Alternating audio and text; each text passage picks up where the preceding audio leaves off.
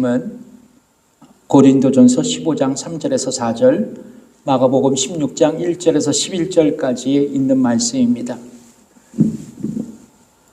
같이 읽겠습니다. 내가 받은 것을 먼저 너희에게 전하였노니 이는 성경대로 그리스도께서 우리 죄를 위하여 죽으시고 장사 지낸 바 되었다가 성경대로 사흘 만에 다시 살아나시다. 마가복음 16장 1절에서 11절 읽겠습니다. 안식일이 지남에 막달라 마리아와 야고보의 어머니 마리아와 또 살로메가 가서 예수께 바르기 위하여 향품을 사다 두었다가 안식 후 첫날 매우 일찍이 해 돋는 때에 그 무덤으로 가며 서로 말하되 누가 우리를 위하여 무덤 문에서 돌을 굴려주리요 하더니 눈을 들어본즉 돌이 벌써 굴러졌으니 그 돌이 심히 크더라. 무덤에 들어가서 흰옷을 입은 한 청년이 우편에 앉은 것을 보고 놀라매 청년이 이르되 놀라지 말라. 너희가 십자가에 못 박히신 나사렛 예수를 찾는구나. 그가 살아나셨고 여기 계시지 아니하니라. 보라, 그를 두었던 곳이니라. 가서 그의 제자들과 베드로에게 이르기를 예수께서 너희보다 먼저 갈릴리로 가시나니 전에 너희에게 말씀하신 대로 너희가 거기서 배우리라 하라 하는지라. 여자들이 심히 놀라 떨며 나와 무덤에서 도망하고 무서워하여 아무에게도 아무 말도 하지 못하더라. 예수께서 안식 후 첫날 이른 아침에 살아나신 후 전에 7 귀신 쫓아내어 주신 막달라 마리아에게 먼저 보이시니 마리아가 가서 예수와 함께 하던 사람들의 슬퍼하며 울고 있는 중에 이 일을 고하매 그들은 예수의 살아나셨다는 것과 마리아에게 보이셨다는 것을 듣고도 믿지 아니하니라. 아멘. 오늘 본문의 말씀으로 예수 부활, 우리의 소망이라는 제목으로 여러분과 함께 말씀을 나누겠습니다. 제목 한번 같이 읽어볼까요? 시작. 예수 부활, 우리의 소망. 아멘. 고린도 전서를 보면 고린도 교회 성도들은 다양한 신앙적인 혼란과 문제 속에 직면하고 살았습니다. 예를 들면 고린도 교회는 바울파, 아볼로파, 그리고 게바파, 그리스도파로 나누어져서 교회의 기득권을 차지하기 위해 분쟁하고 있었습니다. 또한 성적인 부도덕에 빠져 있었고요. 그리고 교회 안에서 서로 사랑해야 할 신자들은 세상 법정에 나가서 싸우고들 있었습니다. 그리고 기존 신자들은 우상에게 바친 재물을 먹어도 괜찮다고 여기면서 믿음이 없는 새 신자들을 실족해 했습니다. 또한 교회가 주의 만찬을 불공평하게 시행했는데요. 부유한 사람들이 먼저 오면 음식을 다 먹고 난 뒤에 가난한 사람들은 음식을 먹지 못했습니다. 또한 은사로 교회를 세우기보다는 교회를 흔들고 있었고요. 게다가 일부 신자들은 바울이 전한 복음을 들었음에도 불구하고 예수님의 부활을 의심하고 있었습니다.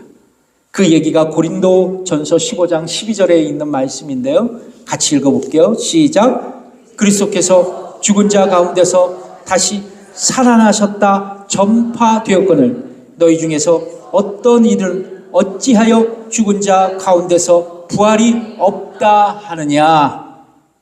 사도 바울은 예수의 부활을 의심하는 일부 고린도 교회 성도들에게 그리스도의 부활이 복음의 핵심인 것을 말하고 있습니다.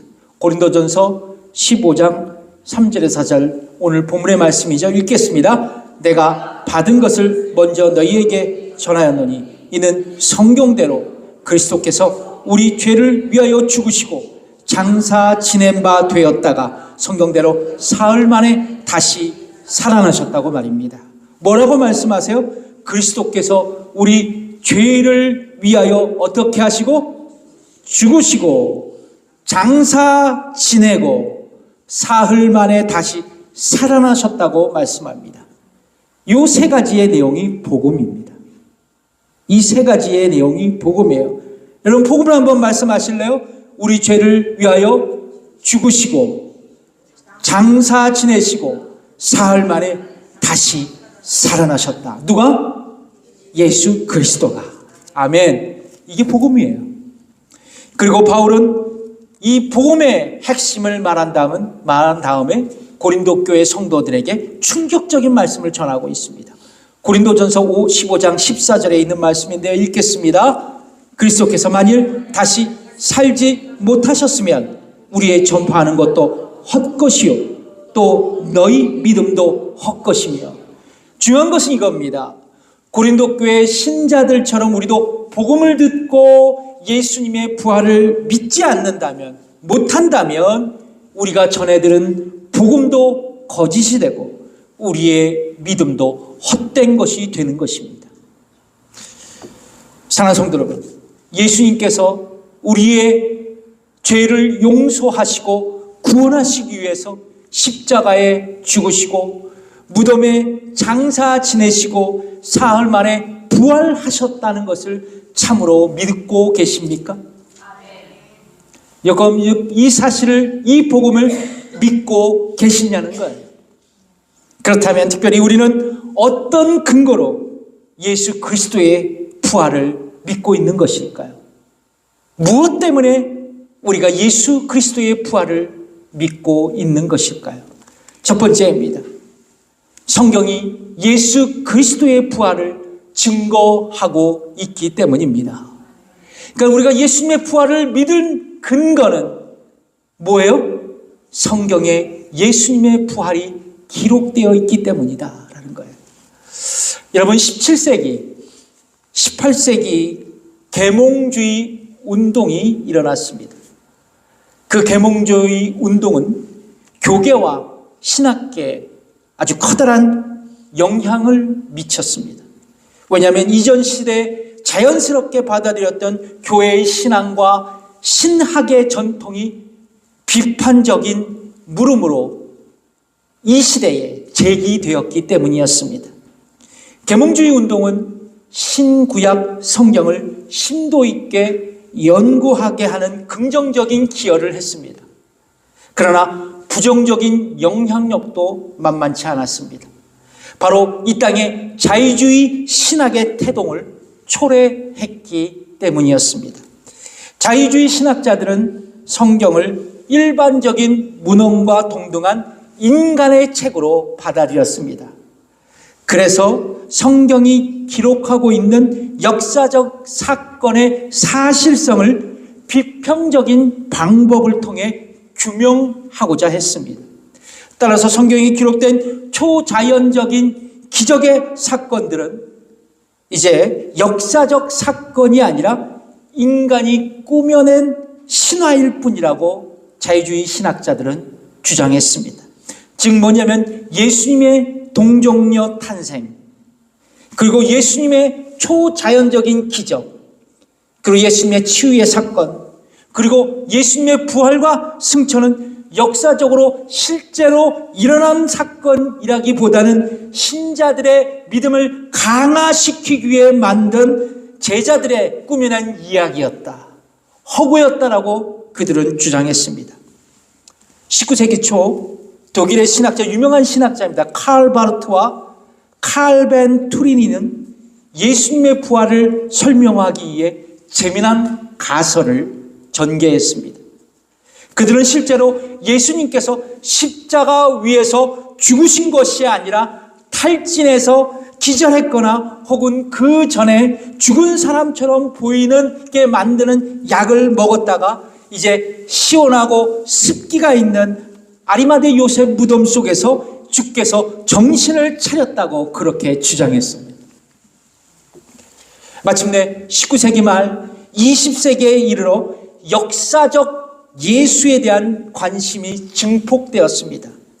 파울루스, 스트라우스, 수바이처에 이르는 자유주의 신학자들은 신약 성경에 나타난 예수님의 기적과 부활을 정면으로 거부하고 그리고 도전했습니다.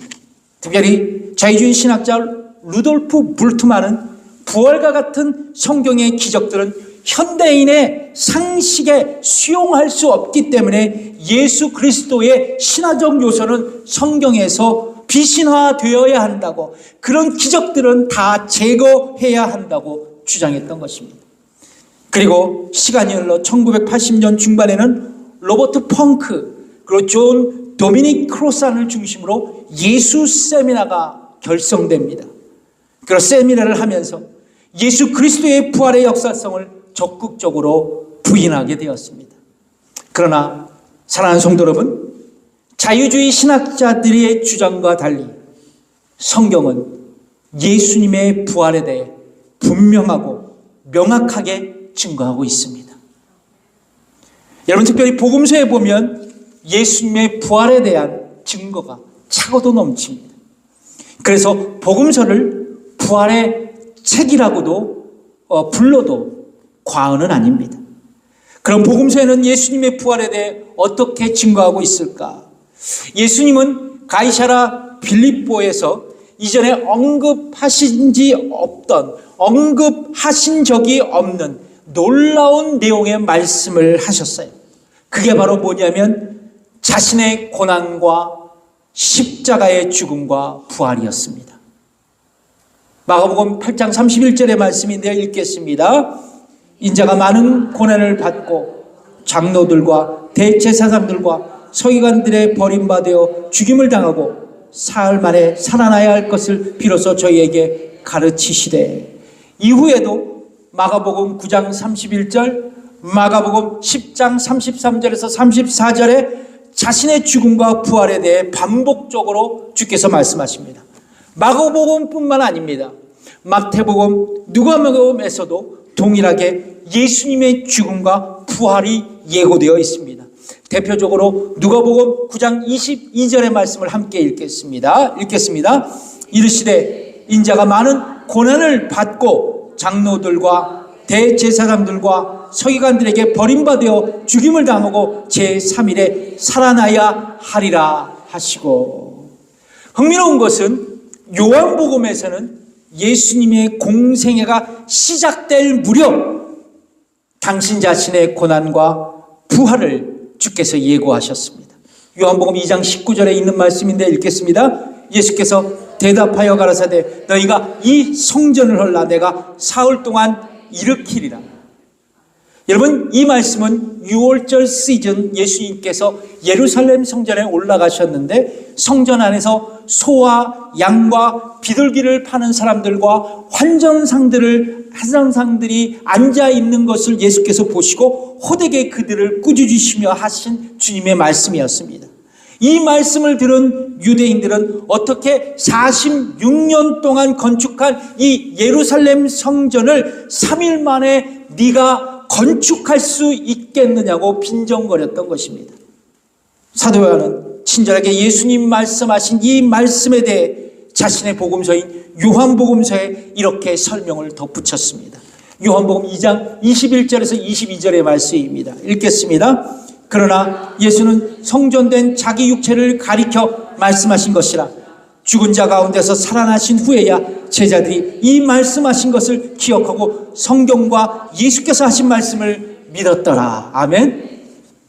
한 걸음 더 나아가 복음서에 보면 예수님의 부활을 증거하기 위해 주께서 묻히신 무덤이 빈 무덤이 되었다고 기록하고 있습니다. 마가복음 16장 6절의 말씀을 읽겠습니다. 청년이 이르되 놀라지 말라. 너희가 십자가에 못 박히신 나사렛 예수를 찾는구나. 그가 살아나셨고 여기 계시지 아니하니라. 보라, 그를 두었던 곳이니라. 오늘 본문에 보면 막달라 마리아와 야고보의 어머니 마리아와 살로메가 예수님의 시신이 보관된 무덤을 찾아갔습니다.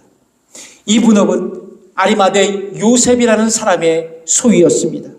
그는 존경받는 산헤드린 공회원이자 부자였고 하나님 나라를 기다리는 자였습니다. 겉으로는 예수님을 따르지 않았지만 실제로 예수님을 응원하고 조용히 주님을 따라갔던 샤이 제자였습니다. 좀 부끄러운 제자였어요. 그가 예수님께서 십자가에서 죽으실 때 빌라도에게 찾아가 예수님의 시체를 달라고 말하고 자기 소유의 무덤에 예수님을 장사 지낸 자였습니다. 자, 이 예수님께서 묻히신 이 무덤에 이 일단의 여인들이 도착했을 때 마침 무덤 문이 열려 있는 것을 확인하고 무덤 안으로 들어갔을 때 그들은 누구를 봤습니까? 흰옷 입은 청년을 목격하게 됩니다. 근데 여러분, 마가복음은 이렇게 기록되어 있지만 마태 그리고 누가 요한복음에서는 이 흰옷 입은 청년이 바로 흰옷 입은 천사였다라고 묘사하고 있습니다. 그러니까 무덤에 방문했던 여인들에게 흰옷 입은 천사가 이렇게 말했던 것입니다. 마가복음 16장 6절의 말씀을 같이 읽어볼까요? 그가 살아나셨고 여기 계시지 아니하니라. 이 구절을 헬라어 문장으로 이렇게 보면 이 구절의 헬라어 문법이 과거 수동태 직설법입니다. 과거 수동태 직설법. 그러니까 이 여인들이 오기 전에 이미 하나님께서 죽은 자 가운데서 예수님을 살리셔서 그분이 부활하셨다라는 것입니다. 성경은 예수님은 부활하셨고 그분의 무덤은 비워 있었다고 말씀하신 것입니다. 그렇습니다. 빈 무덤은 예수님의 부활의 강력한 증거입니다. 사랑하는 성도 여러분, 성경은 하나님의 말씀입니다. 여러분 믿으십니까? 그래서 성경 말씀은 진리입니다. 성경은 거짓이 될 수 없습니다. 그러므로 성경이 참된 진리의 하나님의 말씀으로 우리가 서로 믿고 있다면 우리는 성경의 말씀에 기록된 모든 기적과 예수님의 부활을 믿을 수 있어야 합니다. 성경에서 하나님께서 우주 만물을 말씀으로 창조하셨고 홍해를 가르셨다고 말씀하시면 우리는 그 말씀을 있는 그대로 수용할 수 있어야 합니다. 성경에서 예수께서 물로 포도주를 만드시고 죽은 나사로를 살리시고 예수께서 죽은 지 3일 만에 부활하셨다고 성경이 말씀하시면 그 말씀을 우리들은 신뢰할 수 있어야 합니다. 왜냐고요? 성경은 하나님의 말씀이기 때문입니다. 그러므로 여러분, 예수의 부활을 믿을 수 있는 근거는 무엇일까요? 다른 것이 없습니다. 성경이 예수 그리스도의 부활을 증거하고 있기 때문입니다. 우리는 어떤 근거로 예수 그리스도의 부활을 믿고 있는 것일까요? 첫 번째는 뭐예요? 예수 그리스도의 부활을 성경이 말씀하고 있기 때문에. 두 번째입니다. 같이 읽어볼까요? 시작. 예수 그리스도의 부활을 목격한 증인들이 있기 때문에. 여러분, 증인이 왜 필요해요? 증인. 당신이 내 증인서 줘. 이렇게 얘기할 때가 있잖아요. 왜 증인이 필요하죠? 진실을 밝히기 위해서입니다. 그러니까 증인은 자신이 직접 보고 들은 그리고 경험한 사실을 증언함으로써 진실이 무엇인지를 밝히는데 중요한 역할을 합니다. 오늘 본문에 보면 예수님의 부활을 목격한 최초의 증인들이 기록되어 있습니다. 마가복음 16장 1절의 말씀을 읽겠습니다. 안식일이 지나매 막달라 마리아와 야고보의 마리아 어머니 마리아와 또 살로메가 가서 예수께 바르기 위하여 향품을 사다 두었다가 예수님께서 십자가에 죽으시고 3일이 지난 후에 막달라 마리아, 야고보의 어머니 마리아 그리고 살로메가 예수님의 장례를 준비하기 위해서 아리마대 요셉이 소유한 무덤에 찾아갔습니다. 그런데 그들은 예수님께서 장사 지냈던 무덤이 비어있는 것을 목격하게 되었고 그 무덤 속에서 천사에게 예수님이 부활하셨다라는 소식을 듣게 되었습니다. 그렇다면 왜 마가복음은 예수님의 부활의 증인으로 이 3명의 여인을 등장시켜서 기록하고 있을까요? 왜 3명일까? 왜 3명일까? 그것은 바로 3명의 증인을 통해 예수님의 부활이 진실이라는 것을 증명했던 것입니다. 마가복음은 1세기 로마에 살았던 그리스도인들을 위해서 쓰여진 복음서입니다.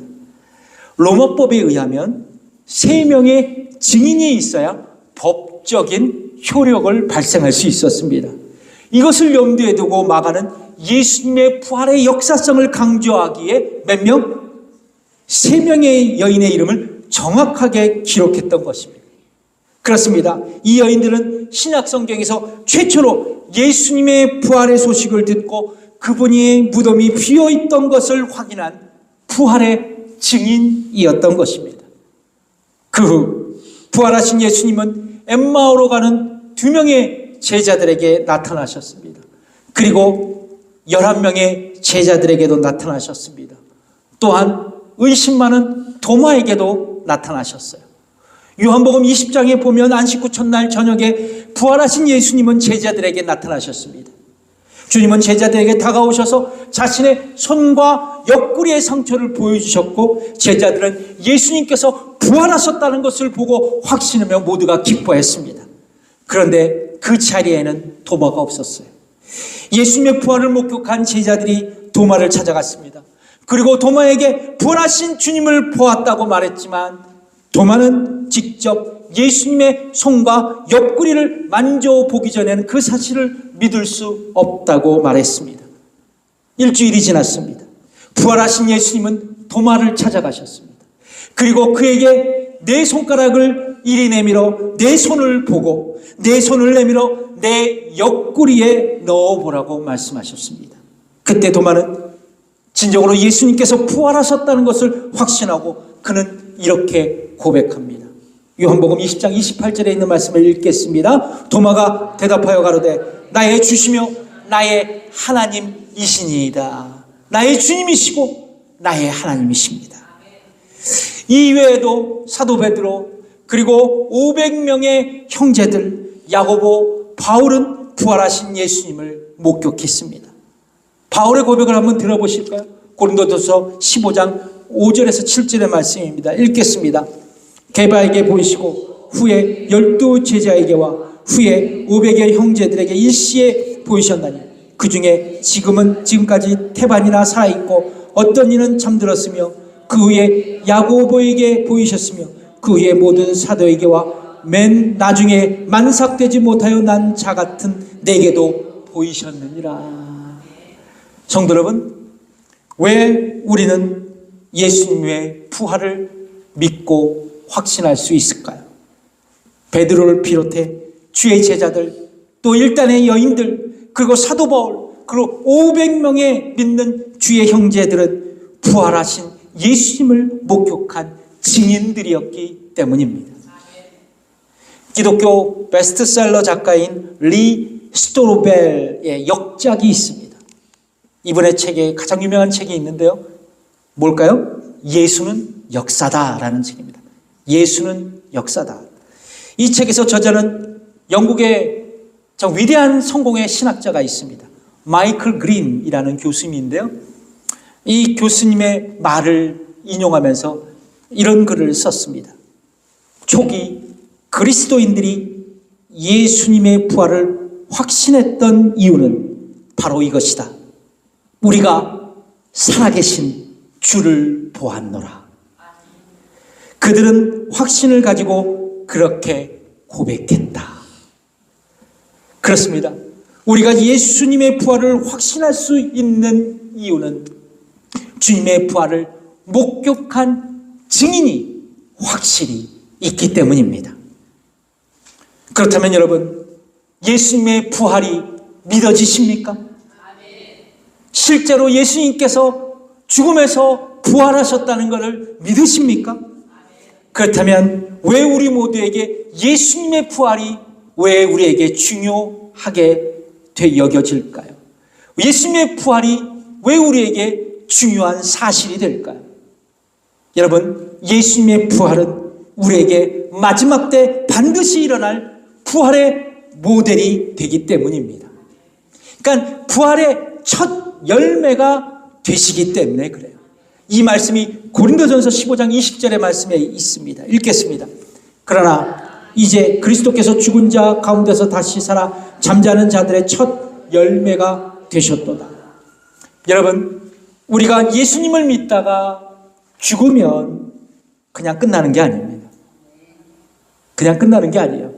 여러분, 우리가 예수 믿다가 죽으면 즉시 나의 영혼은 천국으로 올라갑니다. 즉시 나의 영혼은 천국으로 올라요. 믿으십니까?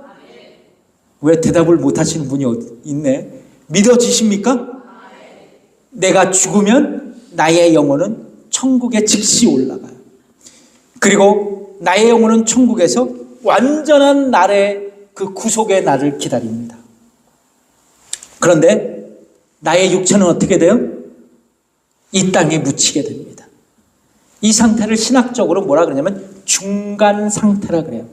중간 상태. 우리 성도님들은 이런 용어를 잘 모르시는데 우리 신학을 공부한 사람들은 중간 상태라 그럽니다. 그런데 주께서 이 땅에 다시 오시는 날, 주 안에서 죽은 참된 신자들은 몸이 부활해서 천국으로 올라가서 천국에 있는 자신들의 영혼과 결합해서 영원한 영생의 삶을 살아갑니다. 또한 주님의 재림하시는 그날 여전히 살아있는 성도들, 그분들은 죽음을 보지 않고 영광스러운 모습으로 몸이 변화돼서 천국에서 실제로 영원한 삶을 살아가게 되는 것입니다. 그러니까 여러분, 우리가 예수님께서 이 땅에 오시는 그날 여러분들의 몸이 어떻게 된다고요? 부활해요. 천국에 있는 영혼과 결합해서 실제적인 천국의 삶을 살아가는 거예요. 그냥 개념적인 삶이 아닙니다. 상상 속의 삶이 아니에요. 우리가 이 땅에 살아가는 것과 동일하게 그 실제적인 느낌으로 천국에서 살아간다는 거예요. 그렇습니다. 예수님의 부활이 우리에게 부활의 첫 열매가 되어서 우리도 마지막 때 죽음을 이기고 육체적인 부활로 다시 일어나게 된다는 것입니다. 그런데 여러분, 주님의 재림 때 육체의 부활은 단순한 부활이 아닙니다. 그날의 육체는 예수님의 부활과 동일하게 죽지도 않고 병들지도 않은 육체가 될 것입니다. 여러분, 예수님의 부활은 단순히 예수님께서 죽음에서 다시 살아나셨다는 사실만을 전달하는 것이 아닙니다. 예수님의 부활이 나의 부활이 되는 것입니다. 내가 지금 힘들고 어렵지만, 내가 지금 질병으로 고통당하지만, 내가 지금 고난과 역경 속에서 살아가지만, 내가 지금 굽핏하게 살아가지만 예수님이 부활하신 것처럼 나도 마지막 날 영광스러운 육체로 부활하게 될 것이고, 나는 천국에서 영원한 안식과 축복 가운데 살아가게 된다는 것입니다. 그래서 내가 지금 당하는 어려움, 고난, 역경, 질병도 인내할 수 있다. 여러분 믿으십니까? 부활의 소망을 갖고 참을만 하라. 여러분 동의하십니까? 그렇습니다. 이것이 우리에게 진정한 복음이 되는 것입니다. 오늘 본문에 평행 구절이 있어요. 마태복음 28장에 보면 예수님의 부활을 목격한 여인들은 마음에 두려움을 가졌지만 큰 기쁨을 안고 예수님의 부활을 전하기 시작했습니다. 무덤을 떠나 제자들에게 달려갔어요. 그렇습니다. 예수님의 부활을 목격한 연인들은 예수님의 부활의 증인으로 삶을 살아갑니다. 복음의 첫 증거자가 되었던 것입니다. 중요한 것은 이것입니다. 부활의 증인으로서 예수님의 부활의 소식을 전한 여인들은 평범한 여인이었습니다. 그들은 고귀한 신분을 가진 귀족이 아니었습니다. 부유한 부자도 아니었습니다. 다만 그들은 부활의 증인으로 벅찬 가슴을 안고 부활의 소식을 전하는 증거자가 되었던 것입니다. 그렇습니다. 이 평범한 여인들이 부활의 그 복음의 소식을 전할 수 있다면 평범한 우리도 복음을 전할 수 있습니다. 예수님의 군사가 되어 주님의 부활을 전할 수 있다는 것입니다. 부활절과 성탄절에만 나오는 청년이 있었다고 합니다. 그는 마침 부활절이 돼서 집 근처의 교회에 나갔습니다. 목사님께서 부활절 설교를 합니다. 제목은 우리 모두 예수님의 군사가 되어 부활의 증인으로 살자라는 아주 은혜스러운 설교였습니다. 예배를 마치고 나오자 청년에게 목사님은 악수를 청하면서 이렇게 인사말을 건넸습니다. 형제님, 우리 같이 예수 그리스도의 군사가 되어 복음의 증인으로 살아갑시다. 그랬더니 이 청년이 목사님에게 이런 대답을 했다고 합니다. 아, 목사님, 저는 벌써 예수님의 군사가 됐습니다. 이 목사님이 이해가 안 되는 거예요. 그러면서 이런 얘기를 했대요. 아, 근데 제가 보기에는 청년, 교회에서 부활절 성탄절에만 본 것 같은데 어떻게 군사가 될 수 있겠습니까? 청년이 말합니다. 아, 목사님, 저는 예수님의 특수부대 소속 비밀병기 군사입니다. 자기가 특수부대 소속 병사래요. 여러분, 우리는 예수님의 비밀 특수부대가 아닙니다. 자랑스러운 예수님의 정규군이에요. 주님의 최정예 군인으로서 세크라멘토의 복음을 전하고 영혼을 구원하고 제자를 삼는 예수님의 하나님의 복음의 정규군이 되었으면 좋겠습니다. 아멘이십니까? 기도하겠습니다.